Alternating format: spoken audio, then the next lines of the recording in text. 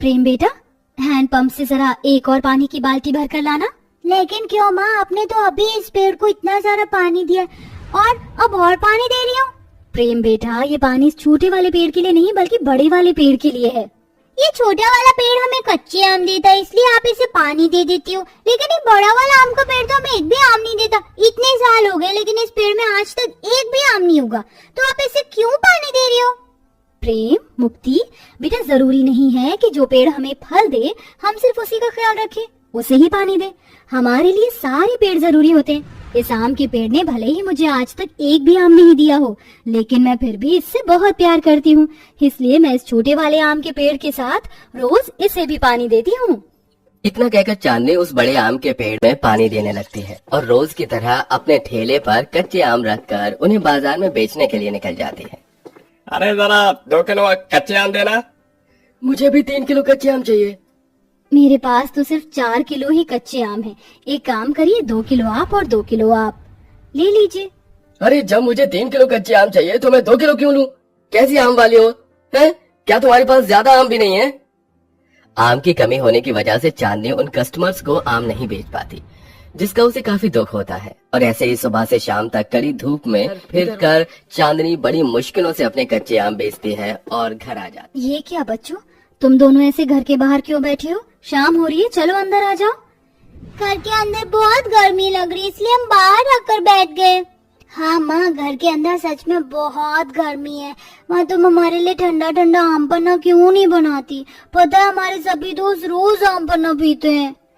प्रेम, मुक्ति, तुम तो जानते हो ना बेटा कि इस छोटे वाले आम के पेड़ में से हमें कितने ही कच्चे आम मिल जाते हैं।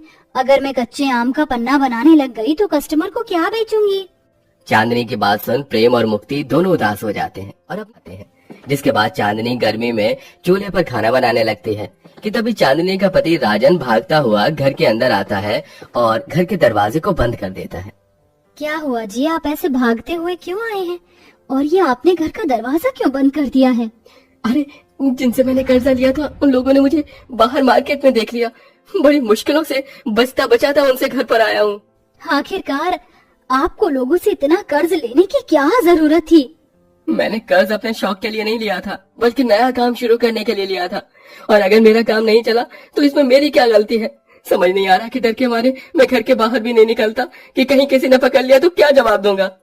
राजन की बात सुन चांदनी की परेशानी और बढ़ जाती है। सारा परिवार जैसे तैसे करके खाना खाता है और सो जाता है, लेकिन गर्मी के मौसम की वजह से किसी को भी ठीक से नींद नहीं आ रही होती है। अब इस गर्मी में सोया नहीं जाता, इस पंखे को ठीक करवा लो ना माँ। अपनी बेटी की बातों को सुनकर चांदनी को रात भर ठीक से नींद नहीं आ पाती। बहू, पेट में दर्द हो रहा है। अरे मेरे भी पेट में दर्द हो रहा है। अब इस गांठ का दर्द और बर्दाश्त नहीं होता। हे भगवान जी, माँ जी पिताजी की तो दवाई भी खत्म हो गई, अब इनका दर्द कैसे कम होगा? बहुत हुआ, अब मैं बाबा की ऐसी हालत और नहीं देख सकता।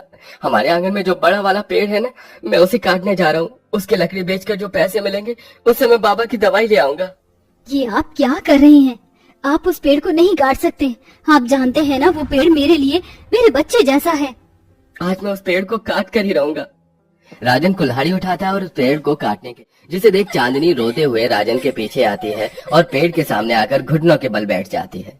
भगवान के लिए पेड़ को छोड़ दीजिए, मैं आपके सामने हाथ जोड़ती हूँ, आपको मेरी कसम। चांदनी की कसम देने की वजह से राजन पेड़ को नहीं काटता और कुल्हाड़ी फेंक कर वहाँ से चला जाता है। आज तो मैंने तुम्हें जैसे तैसे करके बचा लिया, लेकिन आगे क्या करूँ समझ नहीं आ रहा है। भगवान अब तुम ही मेरे पेड़ की रक्षा करना। चांदनी अपने आम के पेड़ से लिपट कर और ऐसे ही कुछ वक्त गुजर जाता है और एक दिन अचानक राजन ने जिन लोगों से कर्जा लिया था वो उसे पकड़ लेता है। आखिरकार तो लग ही गया हमारे हाथ। हाँ, बहुत भाग रहा था ना, अब देखते हैं तो हमारे कैसे कर्ज नहीं चुकाता है। राजन के पास कर्ज चुकाने के लिए बिल्कुल भी, इसलिए कर्जदार वाले उसे पुलिस के हवाले कर। लेकिन इस परिवार पर मुसीबत यही नहीं रुकती। मोहन संगीता के पेट में गांठ होती है, जिसके चलते धीरे धीरे उनकी गांठ अब इतनी ज्यादा डॉक्टर उन्हें ऑपरेशन की सलाह देता है। अगर जल्द से जल्द आपने इनका ऑपरेशन नहीं करवाया तो कल को इनकी मौत की जिम्मेदार आप होंगी। एक के बाद एक आ रही मुसीबत से चांदनी काफी ज्यादा परेशान थी। हमें इतनी गरीबी देकर क्या तूने हम पर कम जुल्म किए थे जो अब तू हमें ये दिन दिखा रहा है। पहले मेरे पति जेल चले गए और अब मेरी सास ससुर की हालत इतनी खराब है कि उनके ऑपरेशन की नौबत आ गई है। अगर मैंने जल्द से जल्द इनका ऑपरेशन नहीं करवाया तो उनकी जान को खतरा है। मैं क्या करूं, मुझे कुछ समझ नहीं आ रहा है। मेरे आम के पेड़ एक तुम ही हो जिससे मैं अपनी सारी बातें कहती हूँ। काश तुम जिंदा होते और मेरी परेशानी का मुझे हल बता सकते। चांदनी अपने आम के पेड़ से ढेर सारी बातें करती है और ऐसे ही रात हो जाती है। चांदनी अपने बच्चों के साथ सो ही रही होती है कि तभी अचानक उसे एक आवाज आती है जिससे चांदनी की आंखें खुल जाती है। ये आवाज कैसी है? ये आवाज तो बाहर आंगन से आ रही है। चांदनी उठती है और बाहर अपने आंगन में जाती है जहाँ वो देखती है कि उसके बड़े वाले आम के पेड़ के नीचे कई सारे पक्के और कच्चे आम हैं।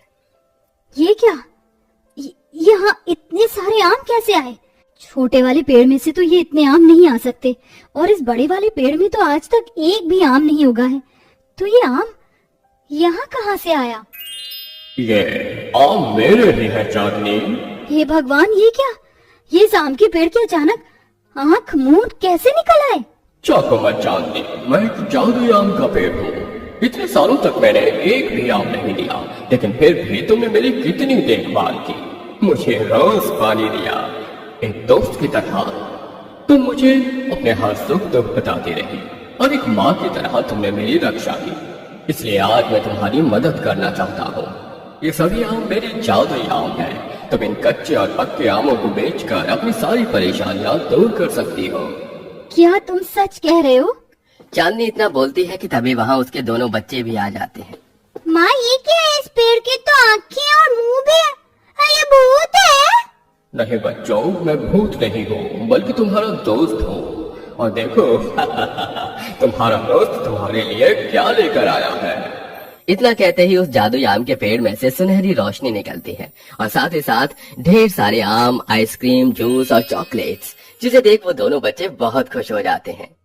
चांदनी, मैं तुम्हें जादुई आम देने के साथ साथ हर वो एक चीज दे सकता हूँ जिसकी तुम्हें जरूरत है।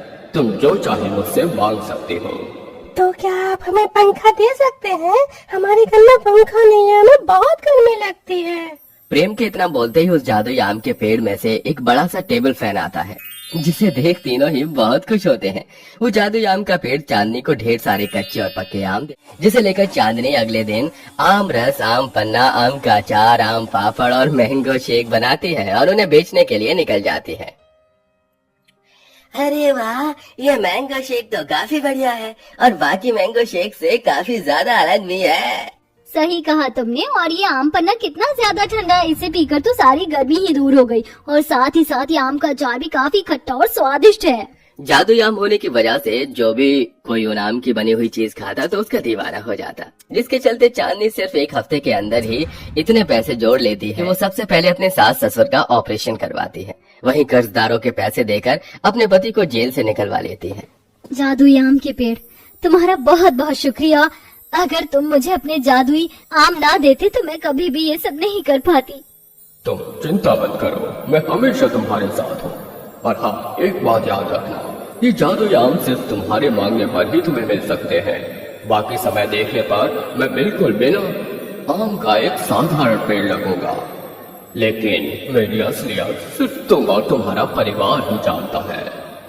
चांदनी उस जादुई आम के पेड़ के बारे में किसी को नहीं बताती और उसके जादुई आम की वजह से चांदनी की माली हालत कुछ दिनों में काफी ज्यादा बेहतर हो जाती है। आम से बनी हुई चीजों का बिजनेस स्टार्ट करती है, जिसके चलते अब वो सभी लोग बिना किसी परेशानी के हंसी खुशी रहते हैं और गरीब लोगों की मदद करते हैं।